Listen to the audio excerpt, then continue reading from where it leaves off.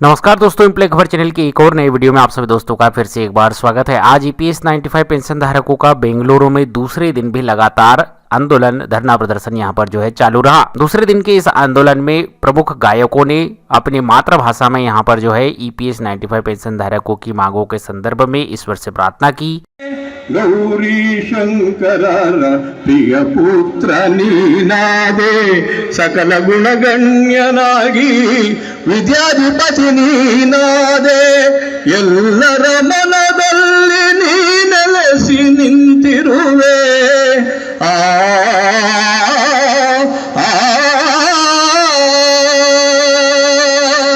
इसके बाद एनएसी के राष्ट्रीय अध्यक्ष कमांडर अशोक रावत जी ने अपने उद्बोधन में ईपीएस 95 पेंशन धारकों की मांग बढ़ाने, सांसदों और विधायकों की पेंशन और ईपीएस 95 पेंशन धारकों के लाखों रुपए जमा होने के बावजूद न्यूनतम पेंशन 1000 रुपए से भी कम मूल्य के मुद्दे को उठाया और सरकार से ईपीएस 95 पेंशन धारकों की पेंशन वृद्धि करने का अनुरोध किया। सरकार को लगता है, प्रशासन को लगता है, एडमिनिस्ट्रेशन को लगता है कि ये बूढ़े लोग हैं, ये बूढ़े लोग सूखी लकड़ियों जैसे होते हैं, लेकिन उनको ये मालूम होना चाहिए कि सूखी लकड़ी, सूखा घास पूरे जंगल में आग लगा देती है। ये हमारे आयुष्य के साथ, हमारी जिंदगी के साथ खिलवाड़ हुआ। हमसे पैसे लिए गए हर महीने, और हर महीने पैसे लेने के बाद जब हम 60 साल के हुए तो पूरे नियम बदल दिए गए, पूरे वादे भुला दिए गए, और हमको क्या मिलता है? 400 रुपया, 500 रुपया। 36,07,000 लोगों को 1000 से कम पेंशन है।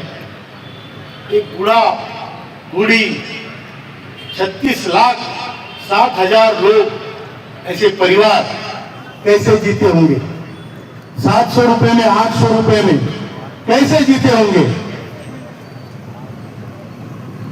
50 लाख लोगों को 1,500 से कम पेंशन है, कैसे जीते होंगे? और ये अगर सरकार को मालूम नहीं है कि ये लोग कैसे जीते हैं, अपने एमएलए एमपी की पेंशन देखो। जब से हमने आंदोलन शुरू किया, एमएलए और एमपी की पेंशन 3 बार बढ़ी है, 3 बार। और उनके मन से कभी 25%, कभी 14%, उनको जो मन में आता वो कायदा है। देश केवल एमपी एमएलए का नहीं है, ये हमारा देश है, हमारे बाप का था, हमारा भी। और मेरे देश के साथ ये लूट मार नहीं होगी। जिसका अधिकार है उसको दो।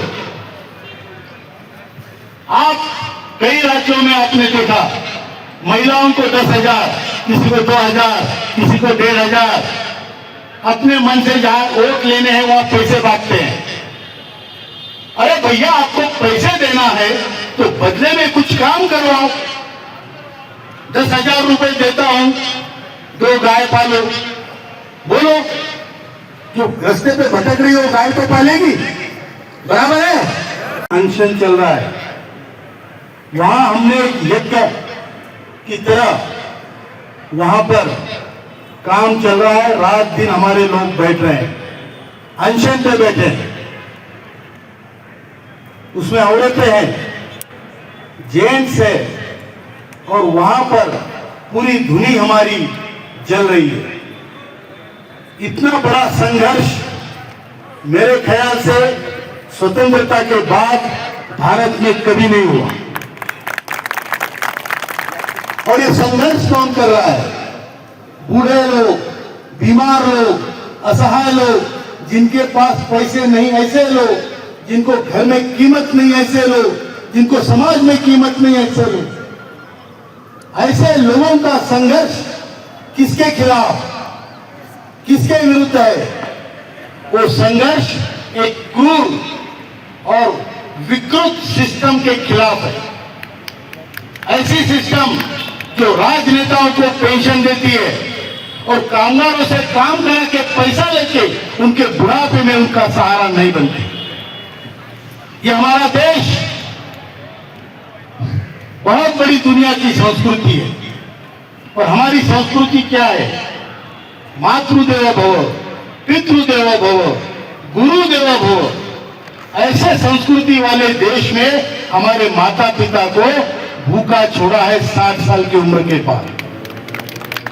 इतनी क्रूर सिस्टम है, इतनी क्रूर व्यवस्था है, और इस व्यवस्था से टक्कर हम दे रहे हैं, और वो भी हम लाचार बूढ़े जिनके पास आरोग्य नहीं है, आयुष्य नहीं है, पैसा नहीं है, ऐसे लोग। ये संघर्ष किसी रामायण से कम नहीं है। वहां सोने की लंका वाला 10 मुख वाला रावण, उसको एक वनवासी राम ने और उसकी जो वानर थे उसकी सेना ने हराया। आज हमारा भी, आप सब हमारे राम हो, और आप हराएंगे अपने पराक्रम से इस क्रूर व्यवस्था को। वहीं पर एनएसी की महिला फ्रंट अध्यक्ष सौसरिता नारखेड़े जी ने भी ईपीएस 95 पेंशन धारकों के मुद्दों को लेते हुए बुल्ढाना महाराष्ट्र में किए जा रहे अब तक के आंदोलन की व्याख्या की और ईपीएस 95 पेंशन धारकों की हौसला अफजाई की। उपस्थित और यहाँ सभी बैठकों को मेरा प्रणाम, चरण स्पर्श। आज बेंगलोर में सभा रखी, बहुत अच्छा लगा। बहुत धूप में बैठना पड़ रहा है आप लोगों को अपनी पेंशन के लिए।